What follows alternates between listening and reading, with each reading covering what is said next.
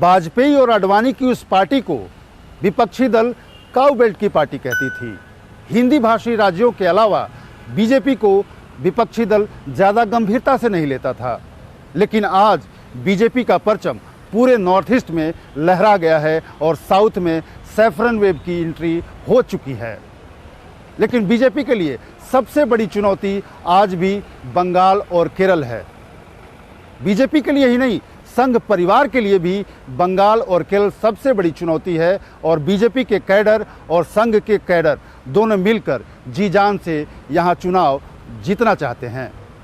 लेकिन सबसे बड़ा सवाल कि आज भी बंगाल जीतना बीजेपी का सपना सच होने जैसा क्यों है? जब हम बंगाल के मैदान में थे, ममता दी कहती थी डिपॉजिट बचा लेना, जमानत बचा लेना।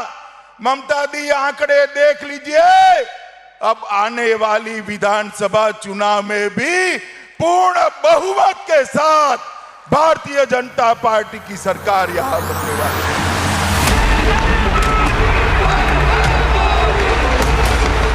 ये बंगाल में अमित शाह का दीदी को ओपन चैलेंज है।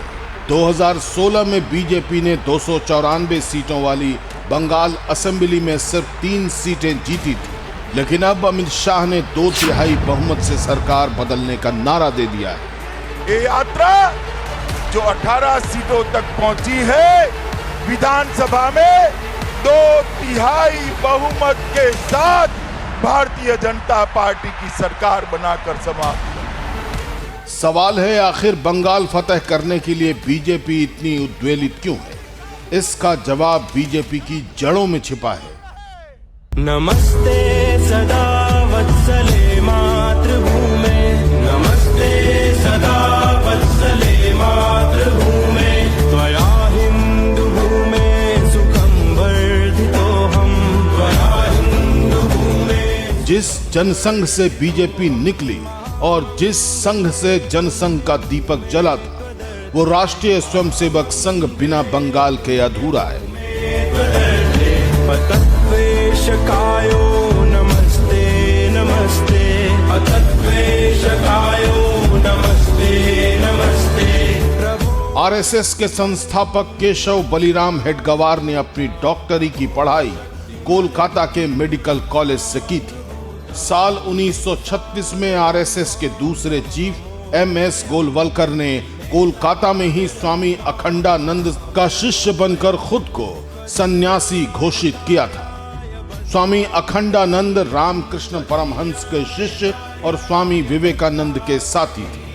60 के दशक में जब नरेंद्र मोदी ने सन्यासी बनने के लिए घर छोड़ा था, तो वो बंगाल के बेलूर मठ में ही आए थे, लेकिन तब मोदी की उम्र सन्यासी बनने की न्यूनतम उम्र से कम थी।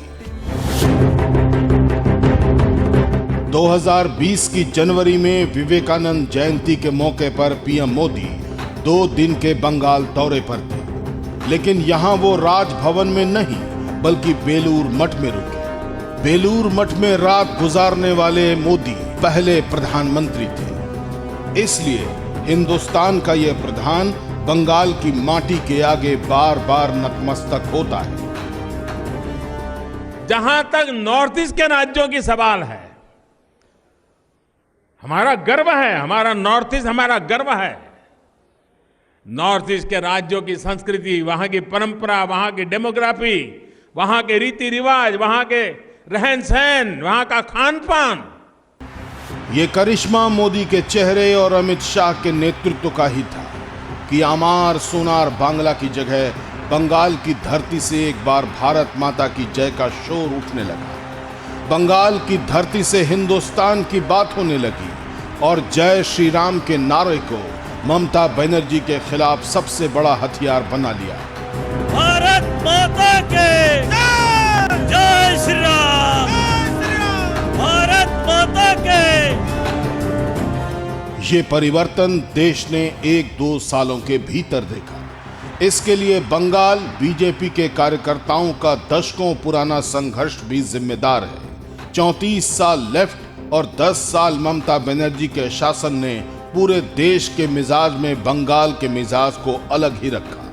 लेकिन राजनीति की सबसे करिश्माई जोड़ी मोदी और शाह ने यहां भी विपक्ष के खेमे में हलचल मचा दी है। जिस प्रदेश में बीजेपी के कार्यकर्ता को दिन में दिया लेकर ढूंढना पड़ता था, आज वहां बीजेपी सत्ता की दावेदार हो चुकी है। भारत माता की, भारत माता की।